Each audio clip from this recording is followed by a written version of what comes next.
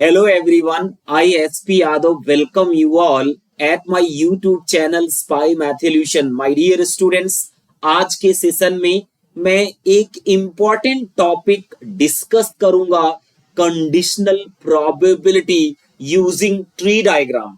As you know that conditional probability is one of the toughest probability, लेकिन मेरे पास एक इंट्यूसिव approach है tree diagram का यूज करके कंडीशनल प्रोबेबिलिटी, जो कि आपकी इस डिफिकल्ट टॉपिक को आसान बना देगी. तो स्टूडेंट, आज का जो सेशन है वो जो भी लोग कॉम्पिटिटिव एग्जाम की प्रिपरेशन कर रहे हैं या बोर्ड एग्जाम की प्रिपरेशन कर रहे हैं, वो मेरे इस सेशन को पूरी तरह से कंप्लीट वीडियो देखिए. आपकी कंडीशनल प्रोबेबिलिटी क्लियर हो जाएगी. टाइम वेस्ट नहीं करते हैं, आगे बढ़ते हैं.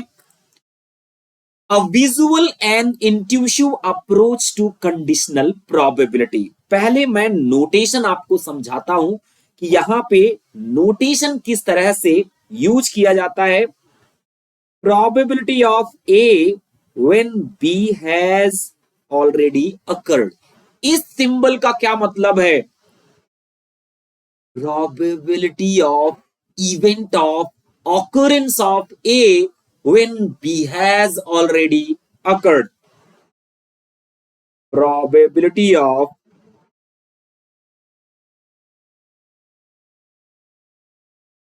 event of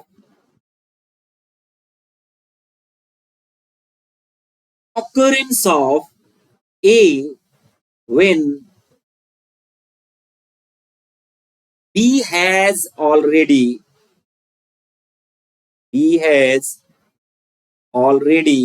occurred. आई बात समझ में? इसको शॉर्ट में बोल सकते हैं probability of A given B. Probability of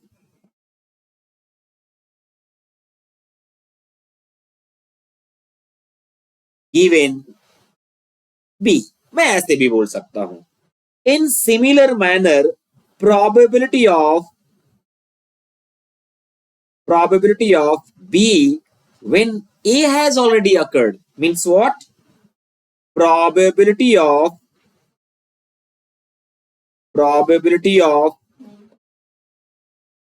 event of occurrence of B when A has already occurred. When A has already occurred. इसे मैं बोल कैसे सकता हूं? Probability of B given A. My dear students, यहां मैंने नोटेशन आपको explain किया. What is the meaning of this conditional probability of A when B has already occurred. यही है ये नोटेशन है. Conditional probability of A when B has already occurred, conditional probability of B when A has already occurred. अब आते हैं fundamental definition में. ठीक है, मैं फिर ट्री डायग्राम पे आता हूं. पहले फंडामेंटल डेफिनेशन आपको एक्सप्लेन करता हूं. Probability of A when B has already occurred is defined as probability of A intersection B divided by probability of B. जो डिनोमिनेटर में होगा उसी की प्रोबेबिलिटी से A इंटरसेक्शन B की प्रोबेबिलिटी को डिवाइड कर देते हैं. Similarly probability of B when A has already occurred equal to probability of A intersection B divided by probability of A. ये फॉर्मूला हर किसी ने पढ़ा होगा. आज इन दोनों फॉर्मूलों की क्लैरिटी हम लोग स्टूडेंट ट्री डायग्राम से लेते हैं. आइए, suppose that we have two events A and B. Correct? There are two events, dependent events मान लो. ठीक है, A कॉमा B और two events.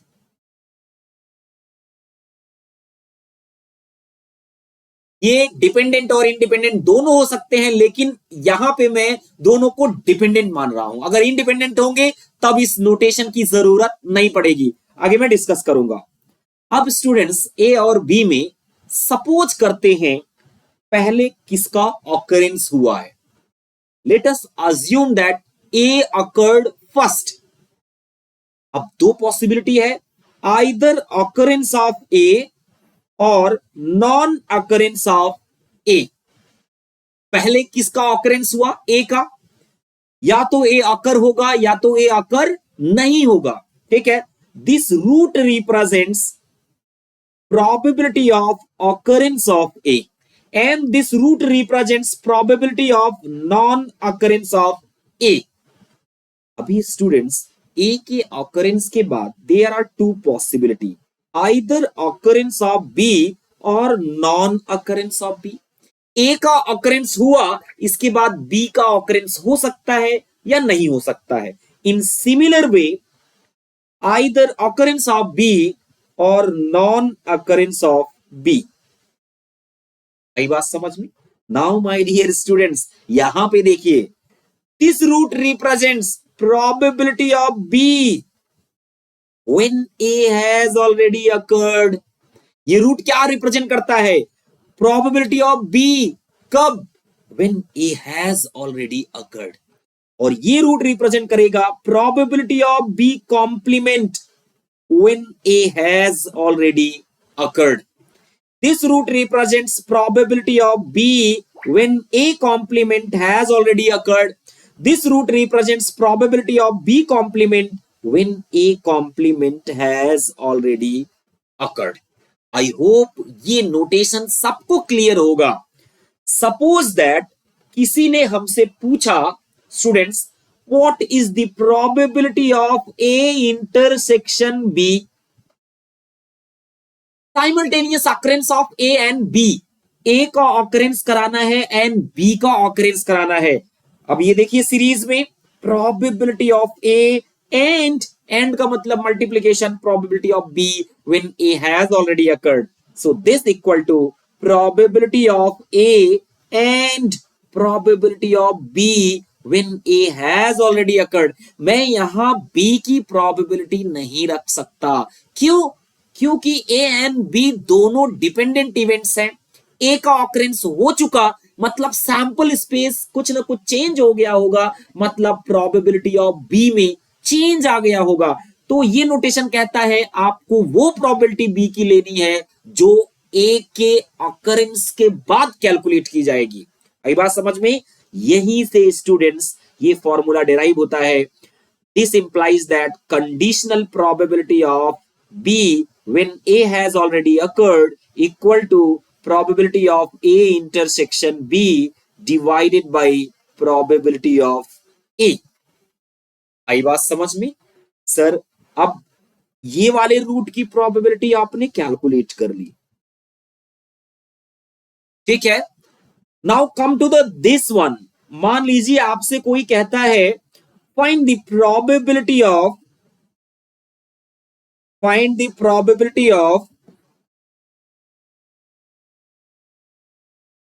A intersection B complement equal to, here probability of A multiplied by probability of B complement when A has already occurred। यहां से conditional probability of B complement when A has already occurred equal to probability of A intersection B complement divided by probability of A। तो student देखो, कोई formula यहां नहीं रटना पड़ रहा है। एक फॉर्मूला आपको यहां से मिला, दूसरा फॉर्मूला आपको यहां से मिला, तीसरा फॉर्मूला देखिए, ये देखिए यहां पे चलते हैं इस रूट पे, मतलब ए का नॉन अकरेंस और बी का अकरेंस चाहिए। किसकी probability? Simultaneous probability of A complement and B, मतलब ए अकर ना हो, बी का ऑकरेंस हो, इसकी probability. that is equal to probability of A complement multiplied by probability of B when A complement has already occurred. Now, conditional probability of B when A complement has already occurred equal to probability of A complement intersection B divided by probability of A complement. आई बात समझ में students? तो इस तरीके से आप चौथा formula भी डेराइव कर सकते हो। फोर्थ फॉर्मूले में क्या मिलेगा? probability of A complement intersection B complement equal to probability of A complement multiplied by probability of B complement when A complement has already occurred. और यहां से मैं लिख सकता हूं probability of B complement when A complement has already occurred equal to probability of A complement intersection B complement divided by probability of A complement. I hope अब फॉर्मूले में आपको कभी दिक्कत नहीं होगी। कुछ स्टूडेंट्स और इंपॉर्टेंट बातें मैं बताता हूं। देखिए यहां पे सोर्स पॉइंट है, तो probability of A plus probability of A complement, इसकी वैल्यू कितना हो जाएगी? 1। Probability of A plus probability of A complement, इसकी वैल्यू क्या हो जाएगी? 1। सेम तरीके से यहां सोर्स पॉइंट बनाइए, इसकी प्रोबेबिलिटी प्लस इसकी प्रोबेबिलिटी क्या आएगी? 1 के equal probability of B when A has already occurred plus probability of B complement when A has already occurred equal to 1। तो और 2-3 फॉर्मूले निकल के आ गए। प्रोबेबिलिटी ऑफ, यहां सोर्स पॉइंट बनाइए, इसका प्रोबेबिलिटी जितने भी ब्रांचेस निकलेंगी उनका सम करिए 1 के बराबर आना चाहिए। Probability of B when A complement has already occurred plus probability of B complement when A complement has already occurred equal to 1। आई बात समझ में? तो स्टूडेंट ये तो रही फॉर्मूले की बात। अब मैं एक एग्जांपल लेता हूं। अच्छा एक बात और मैं मेंशन करना भूल गया, इतने ही फॉर्मूले आप बना सकते हो पहले बी का ऑकरेंस करा के। आप घर पे प्रैक्टिस करिएगा, ठीक है? और अगर समझ में आया, सारे फॉर्मूले बना ले गए, तो कमेंट जरूर करिएगा कि सर बिल्कुल ये अप्रोच समझ में आ गया। आई बात समझ में? इतने ही फॉर्मूले फिर से आप बना पाओगे। आइए जरा एक एग्जांपल लेते हैं और आपको समझाते हैं। क्वेश्चन है A and B are two events such that probability of A when B has already occurred equal to 0.1. Probability of A when B complement has already occurred equal to 0.6. Probability of B equal to 0.3. Find probability of A intersection B, probability of A intersection B complement, probability of A, probability of B when A has already occurred, probability of B when A complement has already occurred। बहुत आसान है। क्या दिया गया है student? यहां से एक बात पता चल रही है, ऑकरेंस किसका पहले हुआ है? बी का, ठीक है?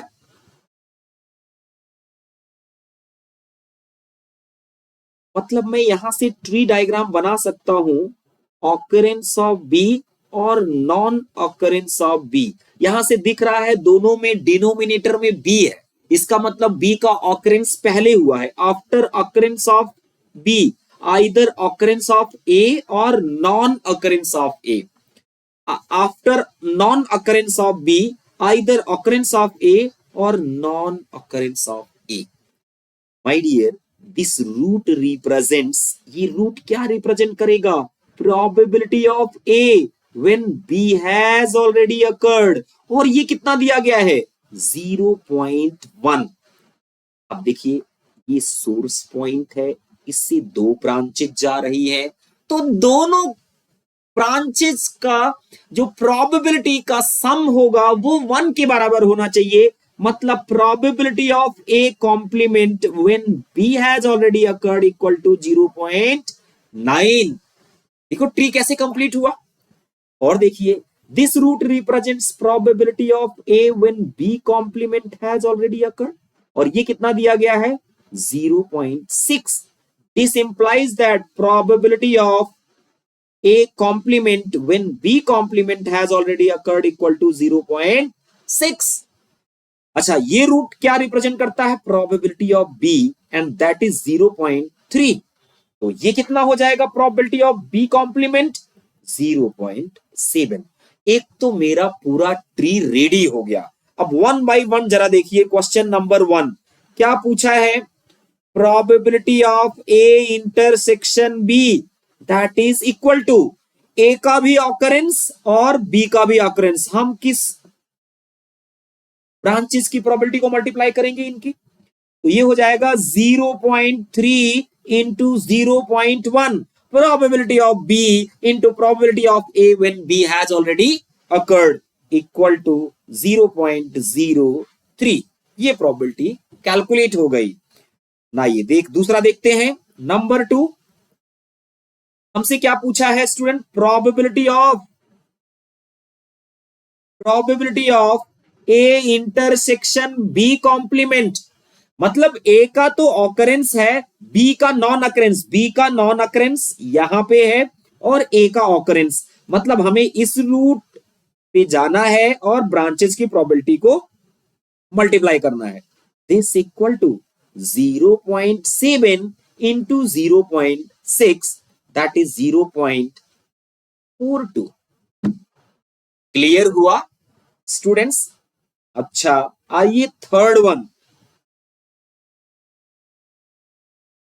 में आपसे पूछ रहा है probability of A. Probability of A equal to probability of A. थोड़ा सा मैं आपको यहां पे एक डायग्राम बना के दिखाता हूं.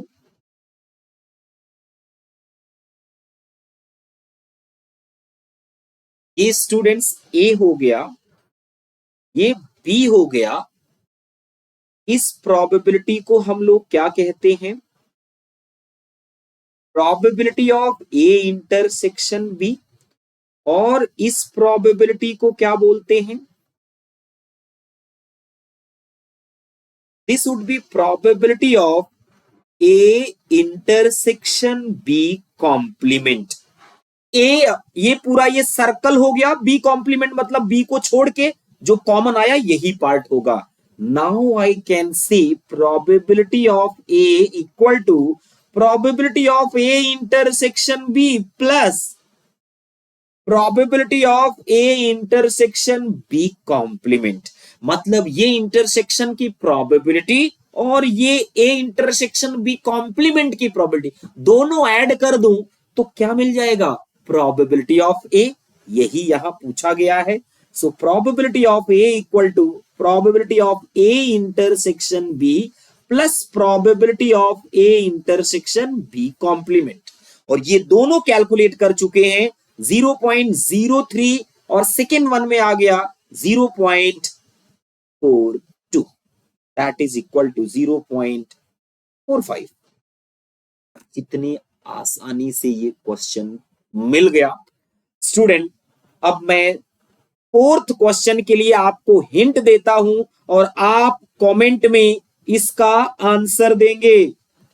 Fourth one is probability of B when A has already occurred equal to probability of A intersection B divided by probability of A. हम प्रोबेबिलिटी ऑफ ए कैलकुलेट कर चुके हैं और ए इंटरसेक्शन बी की प्रोबेबिलिटी भी calculate कर चुके हैं 0.03. अब वैल्यू रख के आप कैलकुलेट कर सकते हैं. सेम मैनर से आपको फिफ्थ भी करना है. अगर जिसने भी मेरी कंप्लीट वीडियो देखी है फोर्थ एंड फिफ्थ को सॉल्व करके उसका आंसर आप पोस्ट करिए कमेंट बॉक्स में. ठीक है स्टूडेंट्स, आई होप आपको समझ में आया. अब एक कॉम्पिटिटिव क्वेश्चन उठाते हैं और देखिए कितना बेहतरीन क्वेश्चन दिया गया है. बहुत बच्चे इसमें गलती करते हैं. A bag contains 10 red balls and 15 blue balls.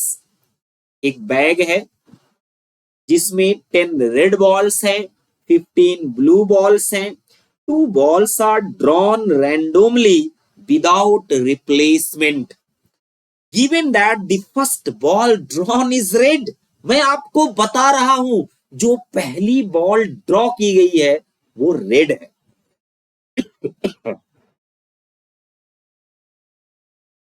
The probability rounded off to 3 decimal places that both balls drawn are red is.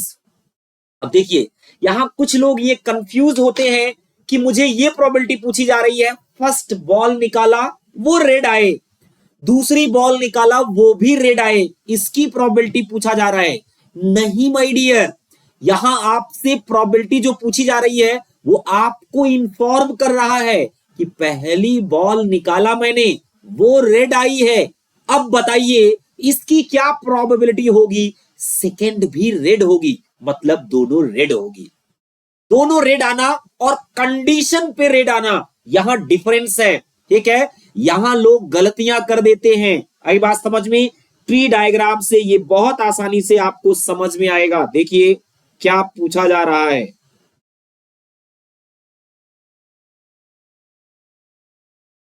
मेरे पास एक बैग है, बैग में 10 रेड बॉल्स हैं और 15 ब्लू बॉल्स हैं. आई बात समझ में? हमने एक बॉल ड्रॉ किया. It may be red, first ball red हो सकती है या फर्स्ट बॉल ब्लू हो सकती है. आई बात समझ में? Then student second ball red हो सकती है या सेकेंड बॉल ब्लू हो सकती है. फर्स्ट बॉल ब्लू आई, देन सेकेंड बॉल रेड हो सकती है या सेकेंड बॉल ब्लू हो सकती है. आपसे क्या पूछ रहा है? आपसे पूछ रहा है probability of second ball is red when R1 has already occurred. R1 has already occurred means what? बताइए सेकेंड बॉल रेड आएगी कब? जब फर्स्ट बॉल ऑलरेडी रेड आ चुकी है. कंडीशनल प्रोबेबिलिटी पूछी जा रही है. तो एक तरह से दोनों बॉल रेड आने की प्रोबेबिलिटी हो गई, मतलब हमें इस रूट पे आगे बढ़ना है. करेक्ट. अब स्टूडेंट जरा देखिए, probability of first ball is red. Red कितनी है इसमें? 10 और टोटल बॉल कितनी है? 25. तो probability of first ball is red equal to, ये कितना हो जाएगी? 10 डिवाइडेड बाई 25. करेक्ट. अब अर्न जो है इसमें स्टूडेंट अपडेशन हो जाएगा. कितनी बॉल्स मेरे पास बची? 9 रेड बॉल. कई बात समझ में? 9 रेड बॉल और 15 ब्लू बॉल. एक बॉल रिप्लेस नहीं करना है, एक रेड निकल चुकी है, यहीं पे कंडीशन लग गई. यहीं पे क्या लग गई स्टूडेंट्स? कंडीशन. तो अब जो है probability of red ball when first has already occurred that is red, ये कितना हो जाएगा स्टूडेंट? अब टोटल बॉल मेरे पास कितना है? 24 और उसमें से रेड कितना है? 9. 9 divided by 24. So my dear students, probability of second ball is red when first is already red equal to, that is 9 divided by 24. आई बात समझ में? That is known as conditional probability. 3 3 जा student 9, 3 8 जा 24 equal to 0 point, आ जाएगा 3.